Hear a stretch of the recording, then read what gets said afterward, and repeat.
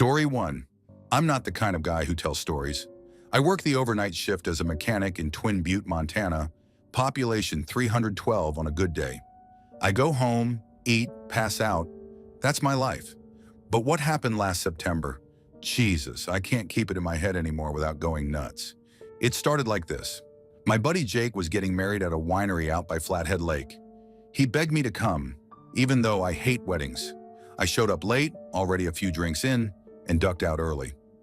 I don't remember driving back. Stupid, I know, but I pulled over halfway through to puke in a ditch. That's where it happened. I just leaned against the back of my truck, trying to breathe, when I saw the lights. At first I thought it was a cop.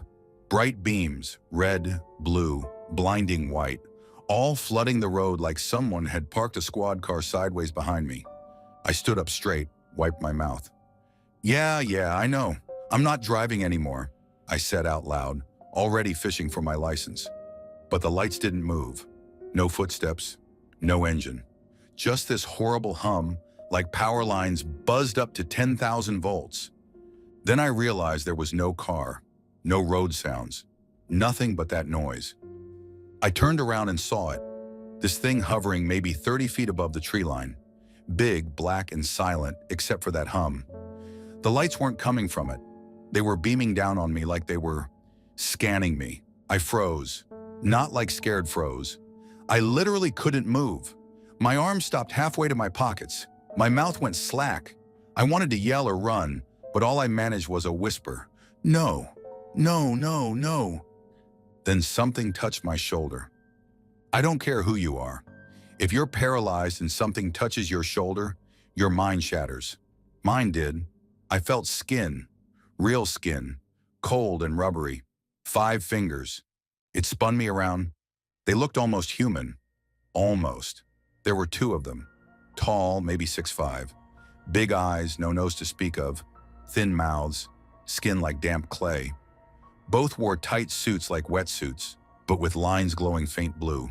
They looked like mannequins more than people. Uncanny, wrong. One of them spoke, not in some alien language, just garbled English. Do you consume ethanol?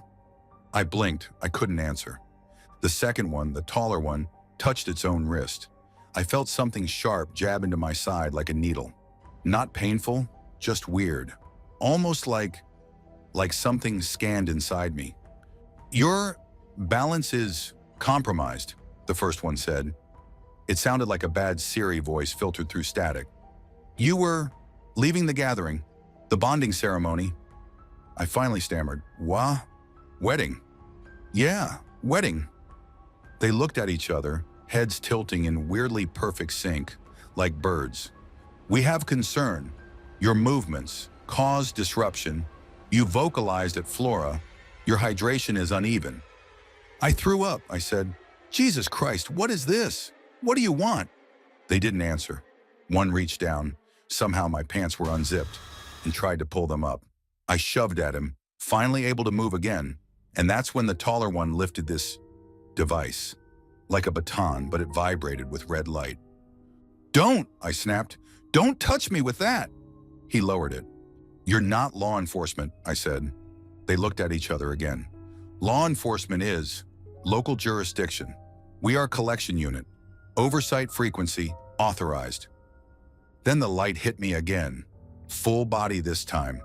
Blinding red and blue from above. The hum rose in pitch. I couldn't hear myself anymore. They stepped back. My body lifted off the ground like a puppet. I didn't feel it happening. I just noticed the gravel getting smaller. My truck was now 20 feet below me. The road disappeared. Trees blurred beneath us like smeared ink. I kept whispering, no, no, no, but my mouth made no sound. Inside the craft, I can't explain it. There were no walls, just light and pressure and a smell, burned plastic and copper. I wasn't on a table. I was in something, floating. There were others, not people, things, animals, a dog maybe, or something like one, a rabbit with metal fused into its spine, a human skull floating beside me, wired to tubes. I don't even know if they were real. Then the taller one came into view again, holding something like a clipboard. No paper, just glowing glyphs. Subject is moderately damaged, intoxicated, non-ideal for integration. I tried to scream, "What integration?" But it came out as nothing. The other one leaned closer. It smelled like wet ash. "You will be returned. Data retained. Bonding behavior observed. Interaction not optimal." There was a pause, then a voice, not theirs, spoke inside my head. Not with words, just a feeling. "You don't belong in the current configuration, but you're known now." I woke up lying on the sidewalk in Kalispell, just outside the police station. Cold sweat, no shoes, no phone. Pants zipped, but inside out. My truck was still 50 miles away. Cops never found it. My buddy had to report it stolen days later. I didn't go to a hospital. I didn't tell anyone for 2 months. Just told folks I blacked out drunk and someone robbed me. But I knew. I know what happened. They didn't want me. Not really, I was just a sample, a damaged one. They said I was known now. Sometimes around 3 a.m., I hear that hum again. Faint under the wind. I don't drink anymore. I don't go to weddings. I don't go near Flathead Lake. And I sure as hell don't stop on the side of the road. Ever again. Story 2. I live in Ash Fork, Arizona. It's one of those places where the sky feels too big and the town feels too small.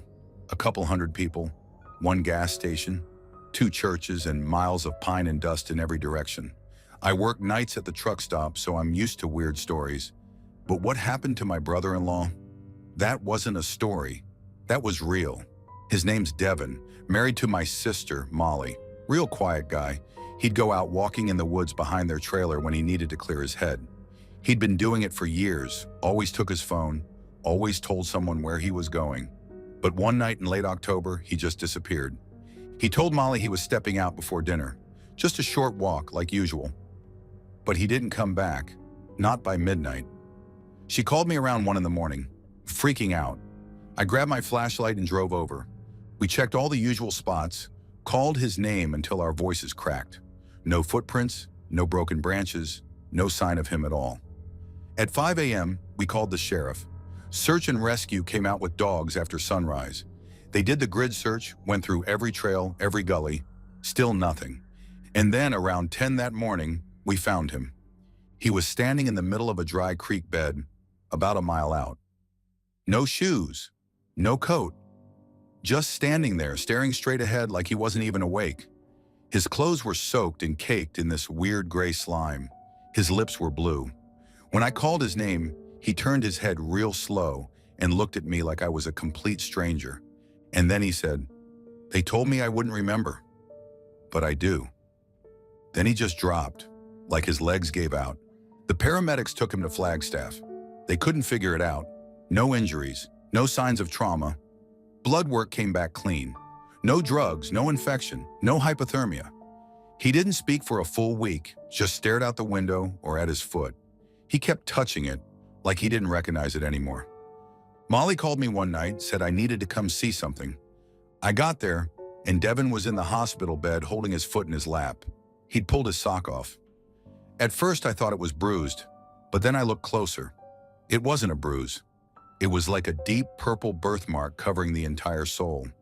But it didn't look natural. It looked like a symbol. Layers of lines inside lines, like something etched into him. It didn't look like a scar or ink. It looked like it had grown there. "That wasn't there before," Molly whispered. "He's never had anything like that." She was right. I'd seen him barefoot dozens of times. That mark wasn't there before. I leaned down and reached for it, just to see if it rubbed off, and Devin flinched, jerked away like I'd hit him. His eyes were wide, not scared, just alert, like an animal that's been hunted before. I asked him, "Devin, what happened to you out there?" He looked right at me and said, "They said I wouldn't feel anything, but I did." And that was it. That's all he ever said about it. He quit his job a few weeks later, started sleeping during the day and pacing at night, wouldn't go near electronics, said the hum from the TV made his teeth ache. He wore socks everywhere, even in the shower, wouldn't let anyone touch his foot. His therapist quit after 3 sessions, told Molly she couldn't help him. She kept catching him drawing it, she said. The mark, over and over, on paper, on the wall, with his fingernails. I went back out to the creek bed once, took a friend with me. I wanted to see if there was anything weird. I don't know what I expected, but I didn't expect what we found. Right where Devin had been standing, there was a perfect circle in the dirt, 12 feet wide, bone white, nothing growing, no bugs, no leaves, just powdery dirt like it had been bleached or burned. I stepped into it and the air felt wrong. Not hot or cold, just wrong, like standing inside a vacuum. My buddy refused to go near it. He said, "That's not natural," and backed off. He was right. Months went by. Devin barely spoke. Molly told me he only talked in his sleep now, mumbled things she couldn't understand. I got drunk one night and decided to ask him straight. Just me and him on the porch. He was quiet for a while, then he said, "I woke up inside something. Not metal, just smooth, seamless, like light all around. I wasn't alone." I asked him who else was there. He said, "They don't speak. They just know. They didn't look at me like a person. I was something to open." That sentence hit me like a punch to the chest. I asked him, "Open how?" He didn't answer, just pulled off his sock and pointed at the mark on his foot. "It's still in me," he said. "They didn't take it out." That was the last real conversation I had with him. After that, he stopped leaving the house, covered all the mirrors, kept the lights dim. Sometimes I drive by their trailer and see him sitting in the dark, rocking back and forth with his hands over his ears. It never happened again. Whatever they did to him, it was just once, one night. But it broke something inside him, changed the way he saw the world. And I know what you're thinking. Maybe it was a breakdown, a fugue state, some kind of psychotic episode. But then you explain that circle in the creek bed. Explain the symbol on his foot. Explain the things he knew, the way he described the inside of that place. You can't.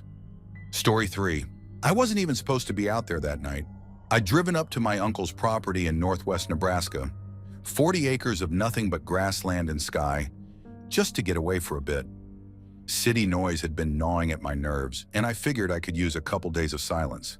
His house was more like a shack, to be honest. Off-grid, no cell reception, wood-burning stove, and not a soul for miles.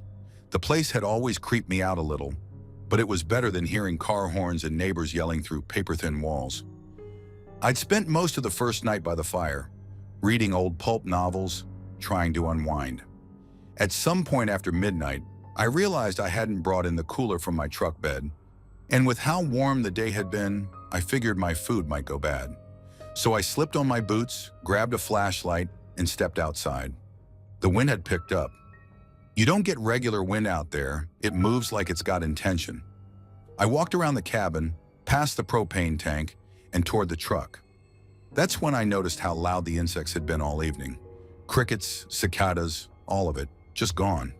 Dead quiet. Even the wind stopped. I turned in a slow circle with the flashlight. Nothing. Just flat grass and some low hills in the distance. But something felt off. You ever get that sensation that something is looking straight at you? Not watching from the trees, not hiding behind something, just staring straight into you like you're not even flesh. Just a thing to be opened. That's what it felt like. I started moving faster toward the truck, but then this light, bright as a welding torch, flooded everything. I looked up, shielding my face. It wasn't a helicopter. There was no sound.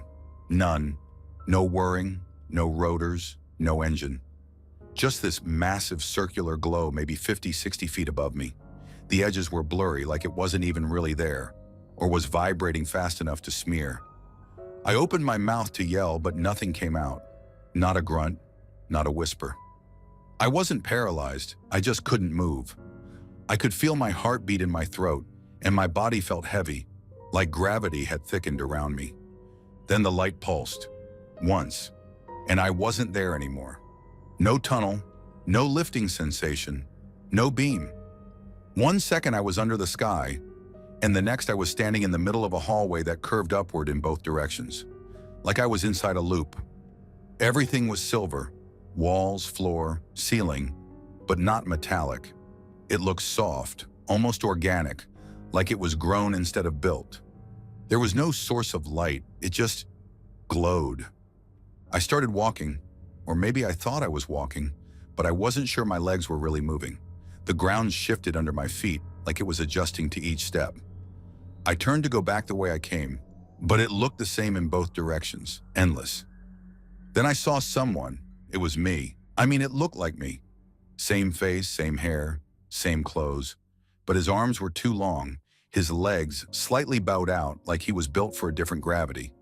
He wasn't blinking, just standing at the other end of the hallway with a grin that didn't touch his eyes.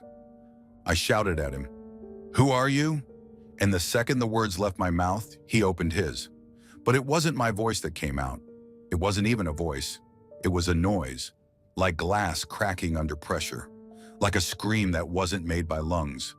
I ran. I didn't care where I was going. The hallway twisted, narrowed, then widened again. I passed rooms, some empty, some with things inside I won't even try to describe. One of them had a shape in it that was moving, slow and fluid, like it was swimming in syrup. It had no face, just folds. I didn't stop to look. Eventually, I slammed through a door without realizing how I opened it and stumbled into a round chamber. The walls were translucent, and behind them I could see things, silhouettes, at least a dozen. Some tall, some small, none human. They stood still, but I could feel them pressing against the walls with their minds. Not like thoughts, more like measurements. Like they were weighing me. I backed into the center of the room and then, without any warning, everything flipped. Not the room, not my body, just everything. The chamber twisted inside out. I don't know how else to explain it. The room folded like paper and I was suddenly outside again, except I wasn't. I was in a car, driving. It was daytime. A 2-lane road cutting through flat farmland. A man was in the passenger seat. Late 50s maybe. Faded flannel, trucker cap, hands folded in his lap. He turned to me, smiled, and said, "That sun sure moves slow today, huh?" I stared at him, wide-eyed, and said nothing. He laughed like it was a joke between us and went on. "You know, I saw that one X-Files episode once, the one where time reverses when the aliens put you back. Pretty clever if you ask me. No one notices they were gone." I pulled over. I didn't recognize the car, or the road, or him. I looked down at my hands on the wheel. They weren't mine. They were younger, smoother, no scars on the knuckles from high school shop class, no fading tattoo on the wrist. My voice, when I finally spoke, was wrong, higher, unfamiliar. I turned to the man, panic rising in my throat. "Who are you?" He blinked, confused. "Son, you okay?" That word, son, hit me like a bullet, because when I looked at his face again, I saw something flicker behind his eyes. Not fear, not confusion, recognition. He wasn't talking to me. He was talking to whoever this body belonged to. I got out of the car and ran to a roadside mirror by a field entrance. Just one of those big curved ones they put near blind turns. And what I saw, it wasn't me. It was a young guy, maybe early 20s. Brown hair, no beard, a face I'd never seen before. I reached up to touch it, felt the jaw, the cheekbones, still didn't feel real. But everything else was. The warmth of the sun, the weight of the car keys in my pocket, the man still calling my name from the road. I still remember my own name. I still remember my life, my apartment, my job, my dog, who I guess thinks I disappeared. But now I'm in this body, and somehow nobody knows I was ever anyone else. Nobody but me. Story 4. I live alone in a trailer just outside of Ely, Nevada. Closest neighbors half a mile up a dirt road that washes out every time it rains. I work odd shifts at a scrapyard off Highway 6. A lot of quiet, a lot of dark. I don't scare easy. But what happened that night? I've never spoken about it before, not fully. I think I've been trying to convince myself it didn't happen. But it did. This was back in 2018, around early October. I'd gotten home late after work. Must have been close to 2:30 a.m. I remember because I cracked open a can of beer and sat out on the front steps like I always do, just looking at the sky. You get weird lights out there sometimes. Satellites, planes, military stuff from Tonopah. Nothing new. But that night, everything was dead still.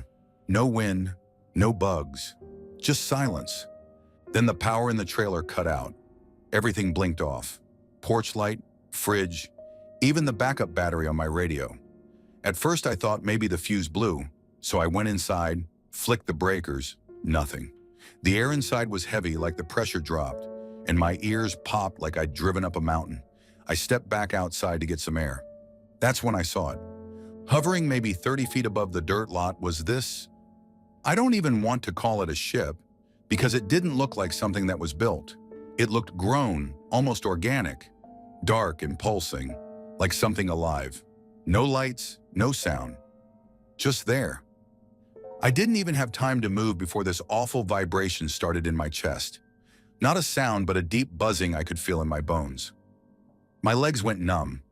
I dropped to my knees right there in the dirt. I couldn't scream, I couldn't think. My brain was just static. And then, they were there. Not beamed down like in movies. Not walking up the road, just there. Two of them, standing maybe 10 feet in front of me. And they weren't the kind of aliens you joke about. These things were wrong. Thin and slouched, almost like starved animals. They didn't have faces, just folds where a mouth or nose should have been. Their heads were long and twitchy, and the way they moved, jerky, like a broken puppet being yanked on invisible strings. No eyes, but I knew they could see me. One of them tilted its head sideways like it was trying to figure out what I was. Then it made this sound, wet, rattling, like someone trying to speak with water in their lungs. The other one stepped closer. It didn't walk, it slid. I swear to God, it slid across the ground without moving its legs. It reached out, not with a hand, not even an arm, but something that extended from its side like a shadow stretching out of place. That thing brushed my chest and everything around me twisted. The trees bent sideways. The trailer behind me flickered in and out like it was on an old TV screen. Next thing I knew, I was on my back in some kind of enclosure. No walls, just this dull, semi-transparent membrane wrapped around me. I could breathe fine, but I couldn't move. My arms were locked at my sides, my legs too. I wasn't floating, but I wasn't touching anything either. And it was quiet again. Not silent like before. This was worse. This was a suffocating kind of quiet, like sound had been erased. Shapes moved past me in the dimness. Slippery-looking figures with no real edges. I couldn't tell how many. Couldn't tell where I was. It wasn't like being in a ship. There was no ceiling, no floor, just space, like they tore a hole in the world and pulled me through. One of them stopped in front of me, taller than the others. Its body flickered like static. It leaned close, real close, and I could feel this wet heat coming off it. Not temperature, just wrongness. Like it radiated disease. It reached out and unsealed the membrane around my head. My mouth worked, but no sound came out. I looked right into where its face should have been, and it just froze. It jerked back suddenly and made a sharp, gurgling hiss like it was disgusted. I swear I heard it say something that sounded almost human. Not English, but close enough that my brain could almost recognize it. Something like, "Not this one." Then I was falling. Not through air, not even through space. Just falling through everything. My mind went completely blank, and when I opened my eyes, I was back on my couch. No time had passed. My beer can was still sweating on the table. Porch light still dead. Radio still off. I ran outside barefoot. Nothing in the sky, no tracks in the dirt, no weird lights, but the air still had that heavy burnt metal taste to it. I vomited right there in the yard and sat down in the dirt, shaking like a dog in a thunderstorm. Next morning, I found these faint circular bruises on both my arms. Not like fingerprints, more like suction marks, but perfect, evenly spaced. 4 on each side like clamps had been set on me. They didn't hurt. They didn't fade for weeks. I never told anyone. Not the sheriff, not the guys at work. Who the hell would believe me? But I moved 2 months later, packed up and drove out to Oregon. Haven't gone back to Ely since. Story 5. I'm Nate, from a small town outside Bemidji, Minnesota. Still live here. I run a repair shop and do some ice fishing when I can. What happened that night? I've never told the full thing, mostly because I don't even know where the hell to start, but I'll try. It was the last night ice houses were allowed on Lake Cass, March 1st, 1997. I remember that because every year it's the same. No houses after that date.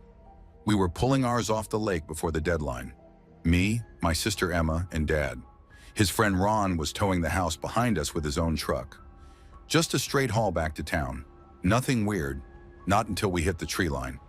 We were in Dad's F-150 early 90s model with that old school dash and the fresh air vent lever you had to yank open under the glove box. I was in the passenger seat, Emma in the middle. It was already dark, but with the snow you could see all right. Dad was quiet. He usually was on these drives. Ron's headlights were steady in the side mirror for a while, and then they were gone. Not like he braked or turned off. Just gone. I didn't say anything at first. Maybe he slowed down or hit a rut. I looked out the windshield, then down at my boots, and for a second, I thought the cab floor was glowing. I mean really glowing. Soft white light bouncing off the slush and salt stains. I leaned down thinking maybe my door light came on or something. But everything, Dad's hands on the wheel, Emma's face, the rearview mirror, it all looked backlit, like the inside of the truck was lit up from outside, but there were no sources, no streetlights, no moon. I looked at the fresh air vent again, and it was almost humming, not audibly, but vibrating faintly under my hand. That vent had never worked right. I remember thinking that. Then Emma said quietly, "Is it morning?" It wasn't. It was 9:17 p.m. Dad didn't answer. He was gripping the steering wheel like he was trying to snap it in half, knuckles bone white. His mouth was slightly open, but no sound came out. I said, "Dad?" Nothing. "Dad?" We weren't moving. I hadn't noticed that at first. We were stopped dead in the middle of the road just past the curve. No engine noise, no brake lights behind us. The entire truck was filled with that pale, frozen daylight, like we'd driven into a camera flash that never shut off. But it wasn't bright, just wrong, cold, sterile, like hospital light, but heavier. I don't remember feeling scared until I looked at Emma. She had her hands over her ears and was crying without making a sound. That was the worst part. Just these big, terrified tears rolling down her face and her lips moving, but nothing coming out. Her hair floated, actually floated, like we were underwater. And then, gone. The light, the hum, the floating feeling, just gone. And the truck jolted, like we'd been dropped 2 inches onto the road. Dad blinked like he'd just woken up and muttered, "What the hell?" Ron must have taken the wrong turn. "Let's turn around." He pulled forward and turned at the next field access. Said nothing else. No one did. We got back to the lake, maybe 5 minutes round trip, and there was nothing. No Ron, no trailer. The whole parking lot was empty except for some ruts in the snow and an old coffee cup we'd left on the tailgate earlier. I didn't say a word, and neither did Dad or Emma. We just stared at the spot where Ron's truck had been. Then we drove home. That's the part that messes with me most. Ron was already there. His truck was parked beside our garage, ice house unhitched and perfectly backed into its storage spot. Tight squeeze, narrow spot, usually takes 2 people and 20 minutes to do it without hitting the fence. Ron was sitting on the hood of his truck smoking a cigarette, looking wrong, pale, sweating in 10-degree Fahrenheit air. He stood up the second we pulled in. "Where the hell were you?" he asked. Dad didn't answer. I think he couldn't. Ron looked at me and Emma. "You guys okay? I was about to go back out looking. You're an hour late." Hour, I checked my watch. 9:26 p.m. Dad's dash clock said the same. I said, "We left the lake at 9:17. Ron just stared at me. "I've been here since 9:10. None of it made sense. Ron swore we pulled off before him, that he passed us just before the access road, and that our truck wasn't even in the lot when he left. Said he figured maybe we went to grab food or something. Said the road was clear, no lights, no truck. Dad walked into the garage without saying a word. Emma went straight to bed and didn't talk for 2 days. Ron never spoke about it again, and neither did we. But here's the thing. I started noticing things after that night. Nothing big. At first, I'd wake up in bed and my feet would be wet like I'd been walking in snow. Sometimes I'd find slush on the floor, right in front of the air vent in my room. Emma started sleepwalking. Once she was found standing outside in the yard in January, barefoot, staring up at nothing. We installed locks on her window after that. One night, I popped the vent lever in my old truck, the same one from that night, and it whistled, just a low hiss. When I leaned down to close it, there was frost inside the damn thing. Real frost. In June. I haven't used that road again. Story 6. I'm not the kind of guy who talks about aliens. I'm a diesel mechanic out in Fallon, Nevada.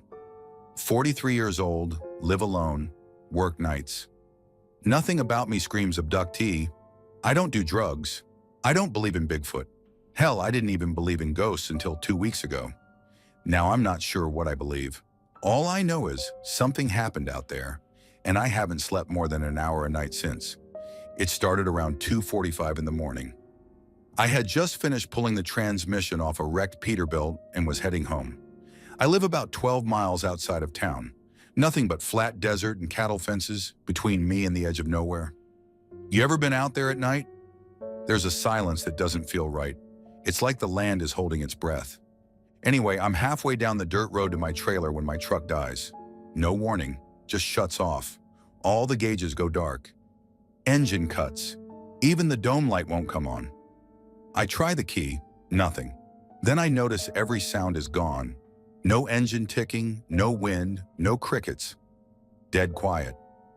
I step out, slam the door behind me, and reach for my phone. Black screen. I swear the battery was full an hour before. I get this weird feeling in my chest, like the air's too heavy. And then I see it. Not a craft exactly. Not at first. Just 3 lights, maybe 30 feet off the ground, slowly rotating in a triangle. Pale blue, not bright. I thought maybe it was a drone or a tower, but there was no pole, no movement except the slow spin. I squinted, trying to see what was holding them up, and then they moved, together. They rotated, slid sideways, and stopped right over the road. I backed up. The lights pulsed once, soft, like breathing. Then the middle one opened. That's the only way I can describe it. It just opened, like the light itself peeled apart, and something came out. I don't know how to say this without sounding insane. It wasn't like any gray or reptilian thing you see on TV. It was human-shaped, yeah, but tall, 7 feet maybe. Skin like wet stone, head shaped wrong, narrow but stretched tall in the back. And the eyes, Jesus, they weren't eyes, just black, reflective domes, like beetle shells. No mouth, no nose, just those 2 dark things staring down at me. I froze, couldn't scream, couldn't run. My legs felt locked in place. Then it said something, not out loud, not even in my head like a voice. More like a pressure behind my eyes. A single thought forced into me. Chosen. That was it. 1 word. Then it raised a hand and I swear the air folded. I mean that literally. The desert in front of me bent, like heat waves made solid. I felt this drop in my stomach like falling off a ladder. Next thing I know, I'm flat on my back on cold metal. Bright light overhead, everything humming, like I was inside a transformer. I couldn't move. Arms, legs, completely paralyzed. But I was awake. I could see. I could feel everything. Something was above me. I couldn't focus on it. My eyes kept slipping off it, like it didn't want to be seen. It had arms, though. Long, spindly ones with too many joints. It moved something over my chest. Cold metal touched my skin, then a sudden burn deep in my gut. I screamed. I know I screamed, but there was no sound. Then the ceiling shifted. Part of it peeled back, and another one floated down. No wings, no propulsion, just glided. This one looked different, shorter, smoother, pale blue skin, no face at all, just a flat surface where the features should be. It hovered beside me and tilted its head, like it was curious. Then it leaned in close and pressed something to my temple. I blacked out. When I woke up, I was standing in the road. No time had passed. My truck was still dead, the same song playing in my head from earlier. Only now I was bleeding from the nose, my shirt soaked in sweat, and my right boot was missing. I walked the rest of the way home, barefoot on gravel, not even feeling it. Just shock. I got inside and locked every door, every window, shoved furniture against them. I sat in my bathtub holding a tire iron until the sun came up. You know how everyone says these things feel like dreams? This didn't. This was sharper than reality. Every detail sticks in my head. I remember the smell, a mix of ozone and rubbing alcohol. I remember how the air buzzed against my skin. I remember the thing's fingers, long, smooth. But when they touched my shoulder, they were warm, not cold like you'd expect. I told myself I'd go to the sheriff. I even drove there the next day, sat in the parking lot, stared at the front doors. But what was I going to say? Hey, an alien paralyzed me and touched my brain? I couldn't even prove the truck died. It started right up when I got back to it. Story 7. I work nights as a security contractor, usually odd hours, odd places, power substations, wind farms, a military scrap site once. I live alone in Huddersfield, just a small flat above a laundrette. I've always liked driving at night, empty roads, no people. Feels clean. That night I was heading toward Manchester on the M62. It was around 2:45 a.m., pitch black, drizzle on the windscreen, wipers squeaking every 5 seconds. I wasn't tired. That's what keeps sticking in my head. I wasn't tired. I wasn't distracted. I wasn't high. No music, just the hum of the engine and the occasional whoosh of lorries. I remember checking the time on the dash. 2:47. Then nothing. Like a hard cut. Like someone edited the film of my life. Next thing I know, I'm driving past Junction 21, and the clock says 5:02 a.m. I pulled over onto the shoulder, right under a CCTV camera, threw on the hazards, and just stared at the clock. I thought maybe I dozed off at the wheel, like micro-sleep, but I was still driving. I hadn't crashed, hadn't drifted. There wasn't even another car on the road. I got out. Cold air hit me like a slap. I paced around the car, heart pounding, thinking maybe I'd had a seizure or stroke or something. But I felt fine. No headache, no confusion, just this awful weight in my chest and a sense that something had touched me. Something had entered my life in a way that didn't belong. When I got home around 7 a.m., I didn't go straight to bed. I sat on the edge of the couch for hours, just sitting. At some point, I must have blacked out because when I opened my eyes, it was early afternoon, and I was lying on the floor. Not even the couch, the floor. Like I'd collapsed. And then the dream hit me. Only I don't think it was a dream. I was in a room. Bright white, no shadows. No corners either. It curved like I was inside a pod. The floor was warm. I was naked, lying on something that felt like vinyl. But I wasn't cold. My arms were stiff. I couldn't move. Couldn't speak either, just blink. There were 3 of them. They weren't grays like in films. Their heads were too narrow, their skin looked mottled like stone, and their eyes weren't black. They were silver. Not like reflective silver, but like quicksilver. Swirling, moving like they were alive. One moved to my side, raised something, looked like a nozzle. No tube, just a dull black tip. It pressed it below my navel. I felt it instantly. Not pain exactly, but a pulling. Like a suction deep inside me. Like something essential was being yanked out of my spine and through my stomach. It wasn't arousal, but I knew what was happening. I knew what they were taking. My mind screamed, but my body didn't move. Then one of them brought over a thin rod.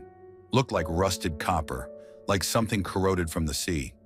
It jabbed it into the bend of my arm, right where the veins are. I remember the sting. It didn't feel like a needle. It felt like it burned. And I saw it push in this red liquid, dense, cloudy, and metallic. It disappeared under my skin, fast like it was hungry. As soon as they injected it, I felt this warmth spread through my chest, up my neck.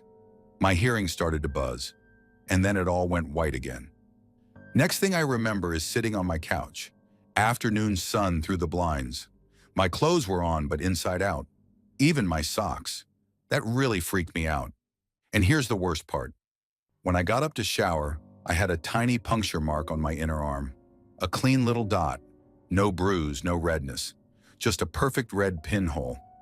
I didn't tell anyone. Who would believe me? I didn't even believe myself. I spent the next few days convincing myself it was sleep deprivation, stress, maybe a vivid dream twisted into a false memory. But every few weeks since then, almost like clockwork, I've been waking up at exactly 5 a.m. Not 4:59, not 5:01, exactly 5. I'll shoot up in bed, heart racing, soaked in sweat, and I'll know something's just happened. Like I've just come back from somewhere, but I can't remember it. Sometimes I'll catch the faintest whiff of that same metallic smell from the injection. I'll look at my arm and the skin will be smooth. No marks. But deep inside, I can feel something foreign, like there's a heat beneath the skin that shouldn't be there. I've tried setting up cameras, they glitch out. One even got fried, just static from 3:14 to 5 a.m., then perfect footage again, like it was wiped. I finally told my friend Gav, the only person I trust with weird stuff. He didn't laugh. He just looked at me, real serious, and said, "Mate, they don't just visit you once." And the way he said it, it wasn't sarcastic. It was like he knew something. But I can't take it anymore. I haven't slept through the night in weeks, and I don't even think that matters, because sleep isn't where they come. It's not about dreams or hallucinations. It's physical. It happened. And every time I open my eyes at 5 a.m., I know I've been somewhere. I just can't remember where. Story 8. I was 19 when it happened. I just moved out of my mom's place in Ridgecrest, California, a quiet desert town where the nights feel way too big. I was renting this tiny guest house behind an older couple's property at the edge of town. One bedroom, a creaky AC unit, and nothing but open desert for miles on one side. You could stand in the gravel driveway and see nothing but brush and black sky all the way to the Sierra foothills. I wasn't drunk. I wasn't high. I want to be really clear about that. I'd gotten off work late from the pizza place, grabbed a Mountain Dew from the gas station, and headed home to crash. I remember looking at the clock on my stove when I walked in. 12:43 a.m. I didn't even turn on the TV. I kicked off my shoes, cracked the soda, and sat on the edge of the bed scrolling on my phone. That's when I noticed the light coming in through the blinds. I thought it was a car at first. My landlord had a daughter who sometimes pulled in late, but it wasn't headlights. The light didn't move like that. It was pure white, not bluish like an LED, not yellow like halogens. It was just blank, like when a camera flash goes off, but it kept going. I stood up, went to the blinds, pulled 2 fingers through the slats. There was nothing there. No car, no porch lights, just desert, and that awful white light pouring in from above, straight down like a spotlight. Then there was this noise, a low buzzing tone, almost like feedback from a speaker, but it vibrated through my chest. My phone screen flickered. I dropped it on the bed and instinctively backed away from the window. That's when I noticed I couldn't move my feet. I mean that literally. I looked down and realized my legs weren't responding. I tried to lift them, but my body just stayed there, locked. My arms worked, but everything below the waist felt like it didn't belong to me anymore. I started breathing fast, like full-blown panic attack mode. I remember muttering, "What the hell is this? What the hell is this?" over and over, and then something hit the roof. Not hard, just a tap, then another, like footsteps. I looked up, and there was a shadow. Something passed right over the ceiling above me, too fast and too smooth to be a person. I started screaming, but no sound came out. I could feel my throat tighten, feel the air moving in and out, but it was like my voice didn't exist. My mind was screaming. My body wasn't listening. I backed into the corner of the room, dragging myself with my elbows, and that's when the ceiling changed. I don't know how else to describe it. The white light started leaking through the plaster like water, not just from the ceiling, but from the walls, the corners, even the floorboards, like the entire room was dissolving. And then I was somewhere else. Not instantly, Not like in a movie where they flash and suddenly they're in a spaceship. Number, it felt like I was peeled. That's the only word that fits. Peeled off my body, peeled off my thoughts, peeled off time. The room didn't vanish. It just stopped existing. I couldn't see clearly. Everything was blurry, too bright, like someone had cranked up the exposure on reality. But I felt pressure, cold, rubbery pressure, against my arms, my ribs, my forehead. Like hands. Like things were holding me down but not roughly. Almost like they were testing how solid I was. Then I heard it. A voice, but not a voice. It came from inside me, like a thought someone else had planted. It said, "You are not prepared." I tried to say something, anything, but my mouth wasn't working. My thoughts weren't even mine anymore. Every time I tried to think a question, "What are you? Where am I?"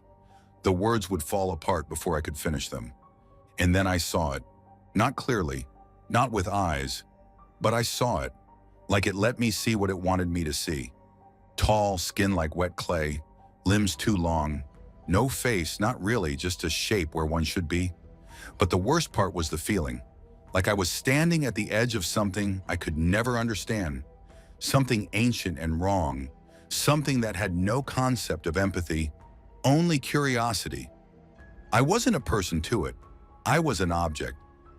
Then the pain started, not cutting, not burning, just this endless, invasive feeling like my bones were being rearranged without touching them, like every molecule was being cataloged. And the whole time, the buzzing in my chest got louder and louder until it felt like my entire body was vibrating apart. I don't remember coming back. There was no soft landing, no crash, just this sudden awareness of cold sheets under me and sunlight in my eyes. I sat up gasping like I'd been underwater. My mouth was bone dry, my shirt was soaked in sweat, and my nose was bleeding. I ran to the bathroom, turned on the light, and just stared at myself in the mirror for a full minute. My pupils were dilated to hell, like I'd been on something, but I hadn't touched anything that night. Not even weed. Then I saw the mark. Behind my left ear at the base of the skull, a small circle, raised, red, about the size of a dime. Not itchy, not sore, just there. I still have it. It never faded. I checked the time, 7:02 a.m. My phone was dead, totally bricked, wouldn't even charge. I took it to the repair guy that afternoon, and he said the circuit board was fried, like someone had blasted it with static electricity. I tried to tell my boss why I didn't show up for my morning shift. I told him I got sick, couldn't sleep, didn't mention the rest. I never have, until now. But I don't care if people believe me anymore. I know what I saw, I know what happened, and I know deep down that it wasn't the first time they've done it to someone. Story 9. We lived on a canal off Indian River Lagoon, a quiet little pocket of brackish water with mullet that had jumped like popcorn when the wind kicked up. I was 8 that summer and school was out. My mom worked day shifts at a nursing home in town, so I'd hang around the house, barefoot and sunburned, trying not to break anything before she got home. That day, whatever day it was, felt completely normal. I remember the buzz of cicadas, the glint off the water, the wet heat coming through the screen door. I was sitting on the step, waiting for her like always. She had this old blue hatchback that I'd recognize by the whine of its belt 2 blocks away. That was my only job. Watch for her, run out, grab the groceries. I was looking across the water, not thinking about anything, just watching the current slide by under the mangroves. I remember a pelican dive-bombed something near the bank. I blinked, and it was night. That's not an exaggeration. Not later, not the sun was setting. It was pitch black, one blink, no sleepiness, no head drop, no transition, just dark. Crickets screaming, porch light on, the air totally different. I was still sitting there. Same position. My legs hadn't moved. I wasn't cold or hungry or tired, just wrong. The door behind me creaked open. I turned around and there was light spilling from the kitchen. Mom was inside cooking something, music playing from the tiny plastic radio she kept on the windowsill. Something old and soft, like Fleetwood Mac. She looked over, kind of surprised. "You finally back?" I said, "Back from where?" She laughed, busy at the stove. "I thought you were with Dylan or next door. I've been home for hours." I didn't know what to say. "I was just waiting here, on the step." Her face scrunched, half playful, half annoyed. "Don't play dumb. I checked out here like 5 times. You weren't here." "I never moved." She pointed the wooden spoon at me. "Don't mess with me, kiddo. It's been a long day." I shut up after that. Something about the way she said it made my stomach churn. She believed what she was saying, but so did I, and that was the worst part. I wasn't groggy, I wasn't disoriented, I had just blinked. Later that night, lying in bed, I started to feel around my legs. I don't know why, maybe I was looking for proof that something had happened, and that's when I felt it. Just below my right shin, maybe an inch or so under the skin, there was this tiny hard lump. Size of a grain of rice, maybe smaller. I could pinch it between my fingers and roll it slightly. It didn't hurt, it didn't feel infected, but it wasn't there before. I didn't tell anyone. I didn't even really know why I kept it secret. I guess some part of me knew no one would believe me. Not about the blink, not about the lump. And deep down, I think I was scared they'd find a rational explanation. Like maybe I had blacked out, maybe I'd hallucinated, maybe something in my brain was broken, but nothing felt broken. That was the worst part. I felt fine, just altered. For weeks after, I'd sit in the same spot, waiting to blink again. Waiting to be taken, maybe. I didn't admit that part even to myself at the time, but I was hoping it would happen again. Not because I wanted it to, but because I couldn't live with it being just a one-time thing. One time meant no answers. It meant maybe I was crazy. The lump stayed for about 2 months. It didn't grow, didn't change color. It was just there. One night I went to feel it, and it was gone. I didn't notice it leave. It didn't dissolve or fade. It just wasn't there anymore. There was no scar, nothing left to prove it ever existed. Years later, I asked my mom about that summer. Not directly, just casually, trying not to sound weird. "You remember when you thought I was out playing, but I said I'd been waiting by the door?" She paused. "Yeah, you were messing with me." "I wasn't." She raised an eyebrow. "You were. You even had dirt on your feet like you'd been running around." I didn't say anything. I didn't want to argue. But I hadn't been running around. I'd been sitting. My feet were dirty because I was always barefoot. But I remember being still. I remember not moving a muscle. I don't tell this story to people. It sounds like bad science fiction, and honestly, I hate hearing myself say it. But it happened. I didn't dream it. I didn't make it up. It wasn't some childish game. Something reached in and took me, or paused me, or moved me, and then put me back like nothing had changed. But something had. You can't imagine how it feels to blink and lose 6 hours of your life, to have no memory of where you went, what you did, who or what touched you, to have your own mother look you in the eye and say you weren't there. I know what people will think. Maybe I fainted. Maybe I wandered off and forgot. Maybe the lump was a cyst or a bug bite or something dumb and inexplainable. But that's the problem. I want it to be explainable. I really do. I wish there was a way to write this off, to bury it in some rational category so I can sleep at night. But nothing fits. Nothing ever has. Story 10. I live outside of Redding, California. Out past the lights, just pine trees, a broken down fence, and the kind of quiet that hums louder the longer you sit in it. I work nights at a fabrication shop and get home around 3 or 4 in the morning, so I sleep during the day mostly. That's when it happened. I still don't know if I should call it a dream. It didn't feel like one. I dozed off on the couch, TV still running, some late infomercial about knives, I think. Next thing I know, I'm not in the living room anymore. I'm standing in this wide open field. No clue how I got there. It was dusk or dawn, hard to tell. The sky had this sickly blue haze to it. I wasn't alone either. Something was next to me. It looked like a dog, but it wasn't. Its legs bent backwards, kind of like a goat's, and its skin was smooth like a dolphin's. No fur, just slate gray flesh and these bright amber eyes. It didn't act aggressive or anything. It just stood there like it had always been there, like it was waiting on me. Then the light hit, from above. No sound, no wind.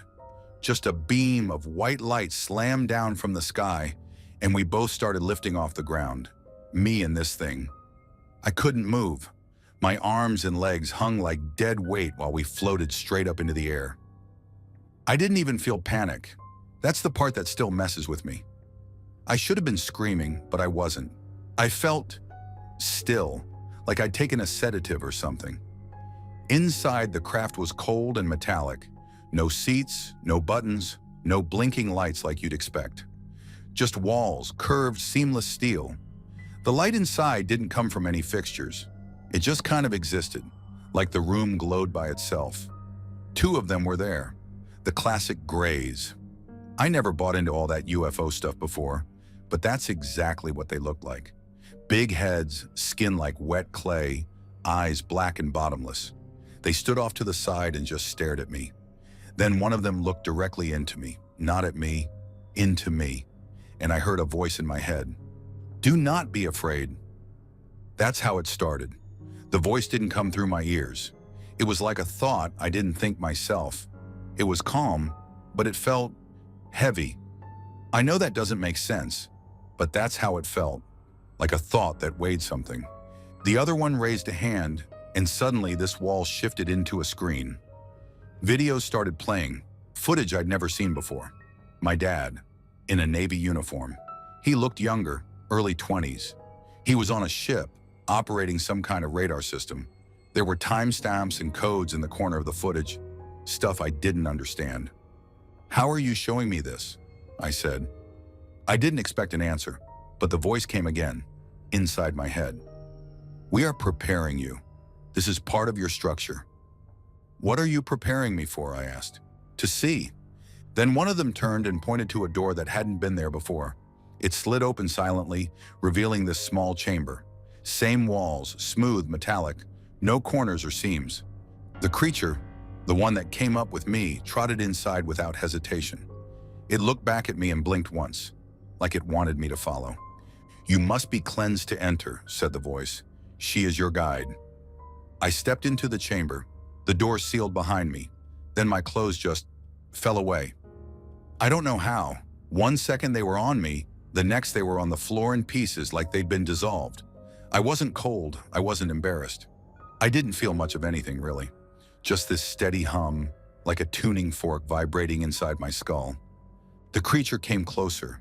It didn't touch me, but I could feel it, like its presence wrapped around me like a blanket. Then the voice returned. In the next layer, things will appear unfamiliar, but there is no danger. What you see will not harm you. Why me? I asked. There was a pause. You were seen. Then the door in front of me opened. I didn't walk through it. I don't think I moved at all. It opened, and then I was somewhere else entirely. But I couldn't see any of it.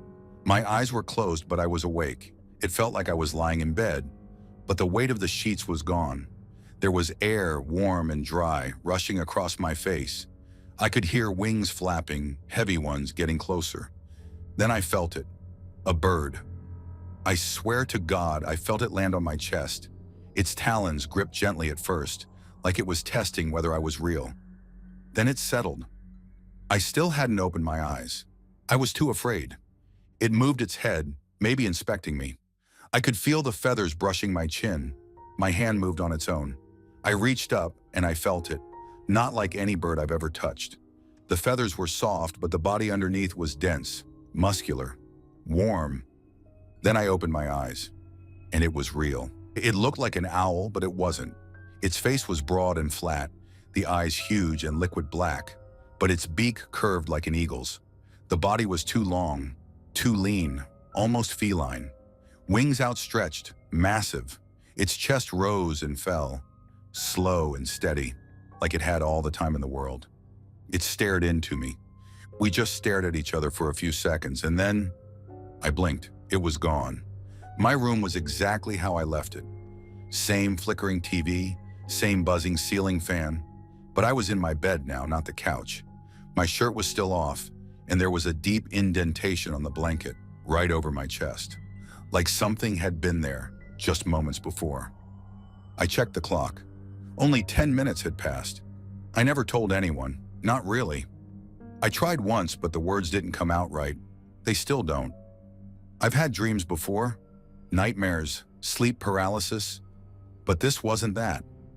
I've never felt something so controlled, like it was orchestrated,